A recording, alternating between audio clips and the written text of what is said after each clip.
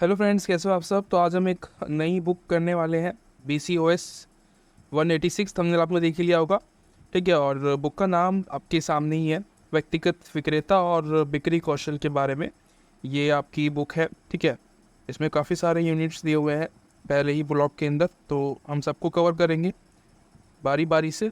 सबसे पहले आज हम यूनिट नंबर फर्स्ट के बारे में बात करेंगे, और ये बहुत ही बड़ा है, तो मैं इसको यूनिट्स में बांटने वाला हूँ, यानी कि पार्ट्स हम बनाएंगे इसके कुछ, यानी कि 2 या 3 पार्ट्स में ये कवर हो जाएगा पूरा। ताकि देखो ये क्या होता है, ऐसा क्यों करना पड़ता है हम लोगों को कि आप लोग देखते नहीं हो पूरी वीडियो, ठीक है। और हमारा वॉच टाइम जो है वो पूरा नहीं हो पाता, दिक्कतें आती है फिर हमें। मैं तब पूरी करते हैं लेकिन आप लोग पूरा देखते नहीं हो, तो इसीलिए इसको मैं पार्ट्स में डिवाइड करूँगा, जिससे कि आप इजीली इसको देख भी पाओगे। और पार्ट्स में बनाने की वजह से मेरा जो है, मेरे को दिक्कत भी नहीं होगी ज़्यादा बोलने में, ठीक है। क्योंकि बहुत लंबा चैप्टर है तो दिक्कतें आ सकती हैं। जो चैप्टर्स लंबे होंगे उनको मैं पार्ट्स में बनाऊंगा, अदरवाइज जो छोटे मोटे चैप्टर्स होंगे उनको मैं एक ही में कवर कर दूंगा पूरा, ठीक है। मुश्किल से 2 या 3 पार्ट में ये मैं कवर करने वाला हूँ, तो आप बने रहना पूरे चैप्टर के लिए। सब कुछ आपको यहाँ पे देखने को मिलेगा। सबसे पहले चैप्टर का नाम आपने देख लिया होगा, व्यक्तिगत विक्रेता का परिचय। तो यहाँ पे जो इंट्रोडक्शन है वो हम पढ़ने वाले हैं, ठीक है। तो बहुत ज़्यादा हमें ध्यान नहीं देना है, बस छोटी मोटी चीज़ें यहाँ पे लिखी हुई है उस पर हमें फोकस करना पड़ेगा, ठीक है। जैसे कि यहाँ पे देखो एक चीज़ लिखी हुई है, मैंने यहाँ पे हाईलाइट किया हुआ है, ये आपको पता होना चाहिए। अब सेलिंग के बारे में पढ़ रहे हो कि विक्रेता वगैरह जो होता है, सेल जो कस्टमर्स जो सेल पर्सन होता है उसके बारे में ये पूरी बुक है। कैसे आप एक अच्छा सेल्स पर्सन बन सकते हो जो चीज़ें ईजिली बेच पाए, उसके लिए यहाँ पे एक मार्केटिंग मिक्स करके एक चीज़ दी हुई है, ठीक है। इसमें 4P एक फॉर्मूला है। 4P का मतलब होता है प्रोडक्ट, प्राइस, प्लेस और प्रमोशन, ठीक है। इसको अभी आप इतना समझ लो, बाकी अगर आगे आता है तो हम इसको और समझ लेंगे, अभी इतना ही है इसके अंदर, ठीक है। 4P का मतलब प्रोडक्ट, प्राइस, प्लेस और प्रमोशन, ये आपको इंटरनेट पे इजीली अवेलेबल हो जाते हैं, सब चीज़ें मिल जाती हैं, इतना मुश्किल नहीं है। ये बेसिकली एक तरीके का प्रोसेस है, ठीक है, जो कि हर एक जो सेल्स पर्सन होता है, जो चीज़ें सेल करता है, वो यूज़ करता है अपनी लाइफ में, ठीक है। और हम बात कर रहे हैं विक्रेता के बारे में, ठीक है। विक्रेता मतलब जो सेल पर्सन होता है, जो चीज़ें सेल करता है, उसको हम व्यक्तिगत विक्रेता कहते हैं डायरेक्टली। जैसे कि आपको कभी कभी कॉल्स आते होंगे कि सर क्रेडिट कार्ड खरीद लो, या मैम खरीद लो, ये खरीद लो, वो खरीद लो। तो वो क्या हो गया, व्यक्तिगत जो है विक्रेता होता है, यानी कि जब कोई व्यक्ति आपसे डायरेक्टली जाके आपको कोई चीज़ सेल करता है, उसको हम व्यक्तिगत विक्रेता कहते हैं, ठीक है। एक चीज़ तो होती है जो हम विज्ञापन के द्वारा करते हैं, यानी कि जब एड्स वगैरह लगा के करते हैं, जो कि कंपनियां होती है ना बड़ी बड़ी, तो वो क्या करती है, एड्स लगाती हैं, ठीक है। गूगल्स पे या यूट्यूब पे, या आप सोशल मीडिया पहले जितनी भी एप्लीकेशंस हैं, टीवी पे ऐड देखते हो और न्यूज़पेपर्स में ऐड देखते हो, वो एक अलग मेथड है, वो गैर व्यक्तिगत तरीका है चीज़ों को सेल करने का। लेकिन कुछ कस्टमर्स ऐसे होते हैं, कुछ प्रोडक्ट ऐसे होते हैं जो कि जिनको सेल करने के लिए हमें व्यक्तिगत जो है लोगों को गाइड करना पड़ता है, बताना पड़ता है उसके बारे में कि इसकी क्या खासियत है, राइट। जैसे कि एक कार, तो जब भी आप कार परचेज करने जाते हो तो वो बहुत महंगी होती है, ठीक है, उसमें बहुत सारी टेक्नोलॉजी नहीं आते, तो उसको बताने के लिए वहाँ पे एक आपके पास एक सेल पर्सन होता है जो कि आपको उस कार के बारे में बहुत अच्छी अच्छी बातें बताएगा, ठीक है। जो भी नेगेटिव्स होंगे वो नहीं बताता, जो पॉजिटिव चीज़ होंगी वो बताता है कि भाई हमारी कार में AC है, ये है, वो है, हीटर भी है, तो ठंडी में आपको दिक्कतें नहीं आएंगी, बहुत सारी चीज़ें आपको वहाँ पर गिना देगा। तो ये होता है व्यक्तिगत विक्रेता, जो कि आपको डायरेक्टली जाके आपको गाइड करता है किसी भी चीज़ के बारे में। और ये बहुत ही कहीं कहीं फ़ायदेमंद भी होता है और कहीं कहीं यहाँ पे नुकसान भी होता है, ठीक है। अब देखो, सोचने वाली बात है कि आप जो व्यक्तिगत विक्रेता है, इसका खर्चा बहुत होता है ना। आपको लोगों रखने पड़ते हैं काम के अंदर, काम के लिए, कि भाई आप जाके चीज़ों को सेल करो, तो उनकी जो सैलरी होती है वो भी आपको देनी पड़ेगी, 15,000 20,000 इस हिसाब से सैलरी होती है। तो छोटी मोटी जब सेल करते हो, कुछ जैसे कि सैनिटरी पैड्स होते हैं लड़कियों के लिए, बच्चों के लिए भी होते हैं, तो वो जब आप सेल करते हो तो वो उसको बहुत, मतलब उसकी कीमत बहुत कम है, ठीक है। उसको सेल थोड़ी ना करेगा कोई डायरेक्टली जाके कि भाई ये खरीद लो, नहीं। वो ऑनलाइन जो है आपको, या जो स्टोर्स होते हैं वहाँ पे अवेलेबल हो जाते हैं इजीली, और एड्स के द्वारा वो आपको बता देते हैं कि भाई ये चीज़ आई है, उसको आप खरीद सकते हो, ठीक है। वो डायरेक्टली आपको अप्रोच नहीं करता कि वो खरीदो, क्योंकि वो छोटी चीज़ है, आपकी जरूरत पड़ेगी तो आप खरीद लेंगे, अदरवाइज नहीं खरीदेंगे, ठीक है। वो आपकी पर्सनल चॉइस है। व्यक्तिगत विक्रेता आपको उस चीज़ को खरीदने के लिए पूरी कोशिश करता है, ठीक है। तो इसलिए इंपॉर्टेंट हो जाता है इस मकसद में कि भाई वो चीज़ों को सेल करता है, एक तरीके से धकेलने की कोशिश करता है आपको कि आप इसको खरीद लो कैसे भी करके, आपको कन्विंस कर लेगा वो कैसे भी करके। अगर आपकी जो इमोशनल से आप बहुत सोचते हो ना कि भाई कोई बात नहीं यार, इतना बेचारा गरीब है, कुछ लोग होते हैं, महिलाएं होती हैं, कुछ लड़के होते हैं, तो वो दूसरों को देख के यार ये गरीब है बेचारा, इसका जो है नौकरी चली जाएगी, सैलरी नहीं मिलेगी, कट जाएगी, तो इस वजह से वो खरीद लेते हैं। ठीक है, तो ये व्यक्तिगत विक्रेता होता है। कोई कोई पॉजिटिव भी होता है इसके, कुछ नेगेटिव भी होते हैं। हम सब कुछ पढ़ेंगे इसके बारे में। ठीक है, बारी बारी से कह रहा है कि विज्ञापन उत्पादन, ये आपको बता रहा है कि विज्ञापन जो होता है हम कहाँ करते हैं, टेलीविज़न में, समाचार पत्रों में, मैंने आपको बता दिया, होल्डिंग्स वगैरह लगा के, ठीक है, एड्स देते हैं जो हर चीज़ में आपको। और बाकी जब आप जैसे बाहर जाते हो घूमने के लिए, तो वहाँ पे भी आपको बड़े बड़े जो है पोस्टर दिख जाते हैं कि भाई अवेंचर्स वगैरह, जो जैसे कि अभी गर्मी चल रही है तो उसके लिए अवेंचर पार्क्स जो है, जो पानी वाले जो होते हैं जहाँ पे नहाने के लिए जाते हैं, हम तो आज तक नहीं गए, तो वहाँ पे वो जो आपको इनवाइट करते हैं कि भाई आ जाओ, इतने पैसे लगेंगे, पैसे वगैरह बताते नहीं वहाँ पे। ठीक है, आपको कॉल करके पूछना पड़ता है। तो वहाँ पे भी एक तरीके से व्यक्तिगत आ गया, लेकिन वो ऑनलाइन ही होता है बेसिकली। वो आपका विज्ञापन एड्स के द्वारा आपको वहाँ पे खींच रहे हैं अपनी तरफ। ठीक है, वो डायरेक्टली नहीं आ रहा आपके पास, पर वो आपको खींच रहे हैं कि आप उनको कॉल करो, पूछो कि भाई क्या क्या टिकट है, कितने पैसे लगते हैं वगैरह वगैरह। तो वो, और मैंने आपको व्यक्तिगत विक्रेता जो होता है उसका मतलब मैंने आपको बता दिया है अभी फ़िलहाल के लिए। ठीक है, अभी आप इतना समझ लो, अभी हम आगे चलते हैं और इसके बारे में डिस्कस करेंगे। व्यक्तिगत विक्रेता, यहाँ पे कुछ आपको परिभाषा मिलेगी देखने के लिए कि भाई कौन क्या कह रहा है। यहाँ पे अमेरिकन मार्केटिंग एजेंसी जो है क्या कह रही है इसके बारे में कि व्यक्तिगत विक्रेता बिक्री करने के उद्देश्य से एक या अधिक संभावित खरीदारों के साथ बातचीत में मौखिक प्रस्तुति है। इन लोगों को विक्रेता को लाभ पर सामान और सेवा खरीदार के लाभ देने के लिए राजी करने की क्षमता है। बेसिकली क्या करता है, आपको कन्विंस कर लेता है कि भाई खरीद लो यार, बहुत सस्ते में मिल रहा है वगैरह वगैरह, जो भी है, आपको डिस्काउंट दे देंगे, ये कर देंगे, वो कर देंगे, तो वो आपको अट्रैक्ट करने की कोशिश करता है। उसको हम विक्रेता कहते हैं। ठीक है, पर्सनली आपको आके अप्रोच करता है कि खरीद लो। फिलिपिन और कॉटली परिभाषा करता है कि व्यक्तिगत बिक्री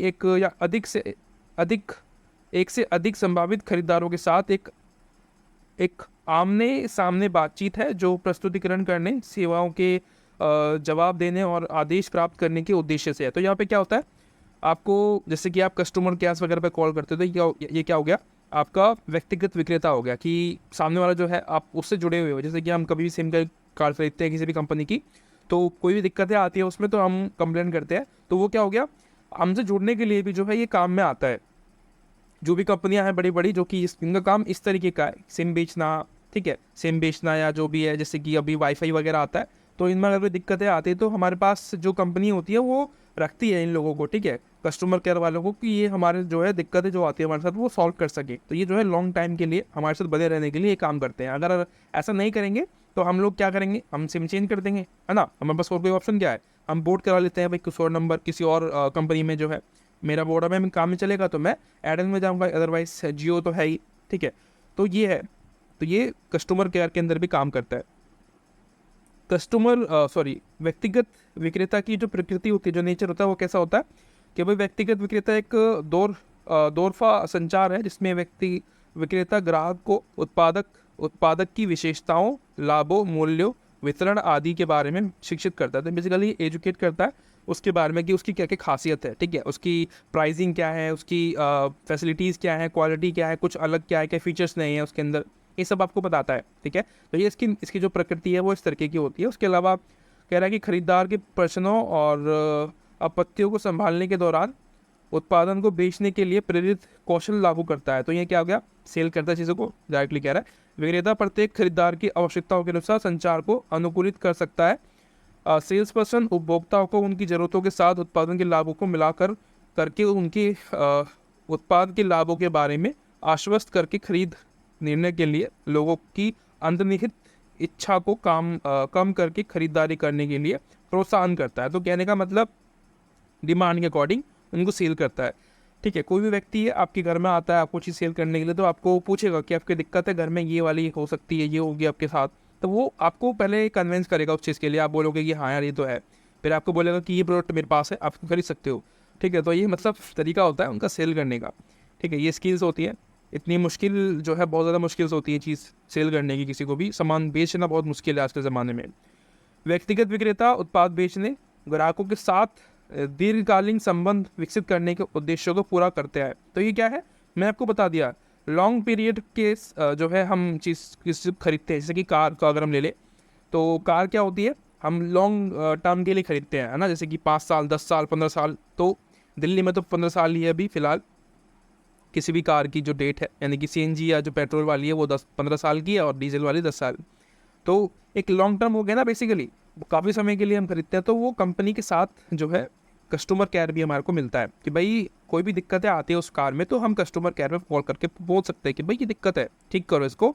सर्विस सेंटर पे कॉल करते हैं। तो क्यों करते हैं वो लोग ऐसा कि भाई दीर्घकालीन जो संबंध है हमारे, हमने किसी से कुछ किसी कंपनी से कुछ परचेज़ किया है, कोई प्रोडक्ट जो कि बहुत महंगा है, ठीक है, गाड़ी लाखों में आती है यार, मतलब हमारी हार्ड अर्न मनी होती है जो कि हम वहाँ पे इन्वेस्ट करते हैं, तो उसके लिए कंपनी को ध्यान रखना पड़ता है कि हमारे को दिक्कत ना आए, ठीक है, उस चीज़ को खरीदने के बाद। कि उससे क्या होता है कि उस कंपनी की जो शाख होती है, ठीक है, वो ख़राब हो जाती है, ख़राब हो सकती है अगर वो ये सब काम ना करे, हमारे लिए कुछ स्पेशल चीज़ें ना दे, ठीक है। उसके अलावा यहाँ पे B2B और B2C वाला जो है एक कॉन्सेप्ट दिया हुआ है आपको।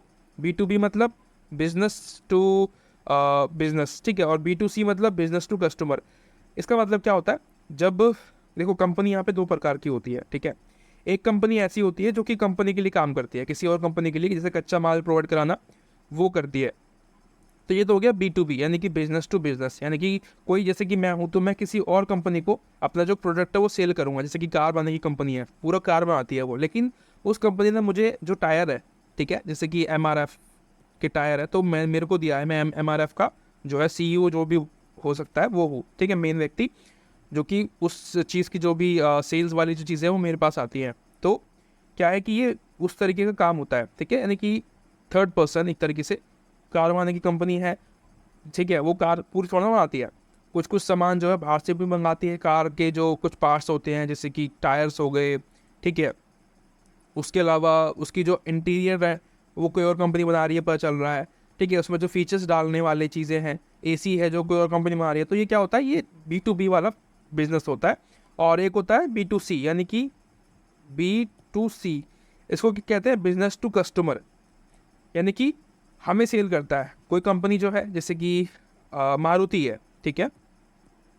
अब मारुति क्या करती है, अपनी कंपनी जो है, उसकी कंपनी जो है, जो भी शोरूम्स होते हैं उसके, वो डायरेक्टली कस्टमर को सेल करते हैं, ठीक है। तो ये B2C हो गया, समझ गए होंगे आप जो मैं समझाना चाह रहा हूँ यहाँ पे। B2B और B2C का मतलब आप समझ गए, अभी इतना ही काफ़ी है, ठीक है, अभी इतना ही आया हमारे पास, तो हम इतना ही पढ़ेंगे। और इसके अलावा सेल्स पर्सन को कहा जाता है, कुछ वर्ड मीनिंग्स यहाँ पे लिखी हुई है। बेसिकली कह रहा है कि सेल्स पर्सन को हम कुछ नाम से जानते हैं, जैसे कि सेल्स रिप्रेजेंटेटिव, ठीक है, सेल्स पर्सन, और account account executive, sales consultant, consultant जो भी बोलते हैं इसको, सेल्स इंजीनियर वगैरह वगैरह, बहुत सारे नाम जो है इनको दिए जाते हैं, ठीक है। सेल्स पर्सन को काफ़ी सारे नाम होते हैं, इनके काम भी अलग अलग होते हैं उस हिसाब से, ठीक है, पर होते सभी सेल्स पर्सन है। अब आगे चलते हैं, इनको लीव करते हुए, हर एक चीज़ नहीं पढ़नी होती है, ठीक है, दिमाग ख़राब नहीं करना होता मैं अपना। व्यक्तिगत बिक्री की विशेषताएं को दे कुछ, ये हम पढ़ेंगे, इसके बाद हम अगला चैप्टर आएगा हमारा पार्ट 2, उसमें हम करेंगे कवर, ठीक, क्योंकि वीडियो बड़ी हो गई फिर भी। अब मैं सोचा था 10 मिनट में कवर कर लूँ कुछ टॉपिक्स जो है विशेषता तक, लेकिन नहीं हो पाया, कोई बात नहीं। एक्सप्लेन करने में जब कुछ हम नया स्टार्ट करते हैं ना तो दिक्कतें आती है, खैर टाइम वेस्ट होगा हमारा बात करने से। विशेषताएं जो है वो बात उस पर बात कर लेते हैं। व्यक्तिगत बिक्री की विशेषताएं क्या होती है कि भाई क्रेता विक्रेता अंतक्रिया, यानी कि कुछ इंट्रैक्शंस की बात कर रहा है, ठीक है, कि दोनों के बीच में ना, क्रेता और विक्रेता, यानी कि जो कस्टमर है और जो सेल्स पर्सन है, उनके बीच में जो है एक कन्वर्सेशन, एक इंट्रैक्शंस पैदा होता है, ठीक है, कि भाई वो रोज एक रेगुलर कस्टमर बन जाते हैं एक दूसरे के, कि भाई हमें इनको जानता हूँ, इस तरीके की जो हम बात करते हैं। हमारे जो पेरेंट्स हैं, जो पापा हैं हमारे, वो भी ये काम करते हैं। जो हमारे उनके जानने वाले होते हैं ना, उनसे वो प्रोडक्ट खरीदना पसंद करते हैं, क्योंकि रोज़ दिन जो है, पूरी मतलब डेली की जो है उनसे बातचीत जो है, एक इंटरेक्शंस होता है, तो उसकी वजह से एक अच्छा रिलेशनशिप बन जाता है उनके बीच में। और एक तरीके से क्या होता है कि उत्तरदायी भी होते हैं वो, अगर कोई गलत सामान आ गया हमारे पास तो वो झट से रिप्लेस कर देते हैं। ऐसा नहीं होता कि बहुत टाइम वेस्ट होता है कि भाई कंपनी पे हमने जो है ऑर्डर बनाया है, अब कैंसिल कर दिया, उसके बाद फिर वो आ रहे हैं जा रहे हैं, तो बहुत टाइम लगता है उसमें, ठीक है। अब तो बहुत फास्ट हो गया फिर भी, लेकिन फिर भी एक विश्वास जो है हमारा, जिसको हम जानते हैं, उस पर रहता है। तो ये क्या है, एक इंट्रैक्शंस भी पैदा करता है हमारे अंदर, ये इसकी विशेषता है। उसके अलावा प्रत्येक संचार, आमने सामने की बातचीत होती है, तो उससे जो है एक व्यक्ति जो है संतुष्ट हो पाता है कि यार हाँ, इससे मैंने बात कर लिया, अब कोई भी दिक्कत आएगी इस सामान में तो मैं इसको पकड़ लूँगा, ले जाके इसको पकड़ लूँगा, ठीक है, ऐसे हम बात करते हैं। उसके अलावा पुष्ट रणनीति, तो एक टेक्निकल चीज़ अपनाते हैं यहाँ पे ये कि भाई सेल करनी है बेसिकली कुछ भी करके, ठीक है, चीज़ों को बेचना है। देखो सेल्स पर्सन का काम तो ये होता है ना बेचने का। अब वो भावनाओं में बह के ये तो नहीं बोलेगा कि कोई बात नहीं सर आपके पास पैसा नहीं तो मत खरीदे। वो कोशिश करेगा किसी भी तरीके से कि आपको वो मना ले चीज़ों को खरीदने के लिए।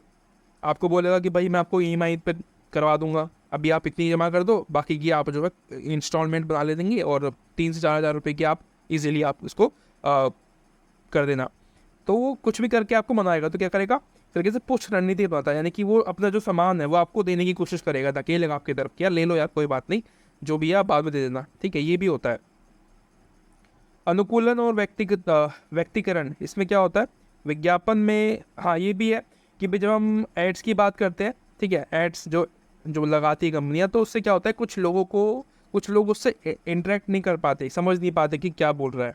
तो उसके लिए जो ये व्यक्तिगत विक्रेता होते हैं बहुत इंपॉर्टेंट होते हैं, क्योंकि ये उस चीज़ की हर एक बात बता पाते हैं कि भाई इसमें ये खासियत है, आप इसको खरीद सकते हैं, ये आपके लिए बहुत ही परफेक्ट है। ना भी होगा वो आपको बता देगा कि भाई ये खरीद लो आपके लिए बहुत सही है, ठीक है। तो ये मतलब ये कोशिश करते हैं सेल करने की। तो कुल मिला के ये आता बार बार कि वो सेल करने की कोशिश करते हैं अलग तरीके से। मानवीय तत्व, इसमें जो है एक इंसानियत की जो है भावना पैदा हो जाती है कि भाई कोई बात नहीं, वो आपकी लैंग्वेज बोल रहा है जो है, ठीक है, और जुबान दे रहा है कि नहीं सारा कोई दिक्कत नहीं आएगी, अगर कुछ भी होता है इसमें तो मैं खड़ा हुआ हूँ ना, दिक्कत क्यों कर रहे हो। तो ये जो है आपको कन्विंस करने की कोशिश करता है बार बार, ठीक है। और ये अधिक आकर्षित होता है ना। अभी देखो हमारे पास भी कॉल्स आते हैं, जैसे मेरे पास अभी 1-2 बार कॉल आई थी कि भाई क्रेडिट कार्ड खरीद लो। मैंने पहले खरीद रखा है, और क्या बताऊँ क्या दिक्कत है मेरे साथ, मैं बता नहीं सकता आप लोगों को। बहुत ज़्यादा दिक्कतें हैं, कभी मत खरीदना। जो ये क्रेडिट कार्ड होते हैं ना बहुत बेकार होते हैं, आप यूज़ भी नहीं करोगे ना तब भी आपको उसका बिल भरना पड़ेगा खामे। मुझे मतलब फटका लग गया 600-700 रुपये का। मैंने उसको एक बार यूज़ किया, ठीक है, और बस उस यूज़ करने की वजह से मुझे जो है बंद करने के लिए उसे चार्ज देने पड़े कि भाई कोई बात नहीं इसको बंद करो अब कैसे भी करके। बंद करवाया, बंद करवाने से पहले कॉल आ गया मेरे पास कि सर आप बंद क्यों करा रहे हो, हम आपको फ्री वाला कर देंगे ये वाला। मैंने बोला फ्री वाला बोल के आपने मुझे ये बेचा था। ऐसे ही करते हैं ये लोग, ठीक है, धोखाधड़ी वाला काम करते हैं। आप जो है सतर्क रहिए, ये क्रेडिट कार्ड वगैरह मत खरीदे किसी से भी, किसी भी कंपनी से, किसी भी बैंक से। तात्विक प्रक्रिया, ये क्या होता है, ये विक्रेता को तदनुसार बिक्री की बात को अपनाने में मदद करता है, जो खरीदार की खरीद के इरादे को सकारात्मक रूप से प्रभावित कर सकता है। तो ये वही कन्विंस करने वाली बात है, ठीक है। जो नकारात्मक आपकी जो सोच होती है किसी चीज़ को लेके, उसको ये सकारात्मक में बदल देते हैं कि भाई इसमें ये अच्छाइयाँ भी तो है सर, ये आपके लिए बहुत फ़ायदेमंद होगा, ये बहुत सस्ते में है, डिस्काउंट चल रहा है, खरीद लो, इस तरीके से। ग्राहक प्रतिक्रिया, उसके अलावा जो कस्टमर होता है उसकी जो है एक मिल जाती है कि यार ये कैसे रिएक्शंस कर रहा है सामने, है ना। फ्रंट में जो खड़ा होता है ना, तो इजीली आप जो है उसको एक्सेस कर पाते हो कि वो आपकी चीज़ में इंटरेस्टेड है या नहीं है, ठीक है। तो ये ग्राहक प्रतिक्रिया पे बहुत ज़्यादा जोर देते हैं। संबंधों को विकसित करता है, हाँ डेफिनेटली। जो रिलेशनशिप्स होते हैं कस्टमर और शॉपकीपर या जो विक्रेता होता है, जो सेल्स पर्सन होता है, उनके बीच में बहुत ज़्यादा मजबूत कर देता है ये, ठीक है। आशा करता हूँ ये वीडियो आपको अच्छी लगी होगी। बाकी के जितने भी टॉपिक्स हैं मैं अगले पार्ट में लेके आऊँगा, अगर उसमें भी कंप्लीट नहीं होता है तो एक और पार्ट बनाना पड़ेगा। मैंने आपको बताया था कि 3 पार्ट्स तो मुझे लगेंगे इसको बनाने में, सॉरी फॉर दैट, क्योंकि देखो वीडियो भी अभी जो इतनी लंबी हो गई है, ठीक है। तो आशा करता हूँ आपको वीडियो अच्छी लगी होगी। जो भी आपका व्यू रहा है आप मुझे बता देना, तभी वीडियो आगे आएगी, ठीक है, कंटिन्यू रहेगी, अदरवाइज़ वीडियो मैं नहीं बना पाऊँगा। जो देखेगा उसके लिए वीडियो बनेगी, अदरवाइज़ नहीं बन पाएगी, ठीक है। क्योंकि वॉच टाइम हमारे लिए बहुत इंपॉर्टेंट है। लाइक कमेंट नहीं करते आप लोग, अगर करोगे तो डेफिनेटली मुझे मोटिवेशन मिलेगा और मैं वीडियो बनाऊँगा। मिलते हैं अगली वीडियो में, तब तक के लिए thank you so much, bye bye.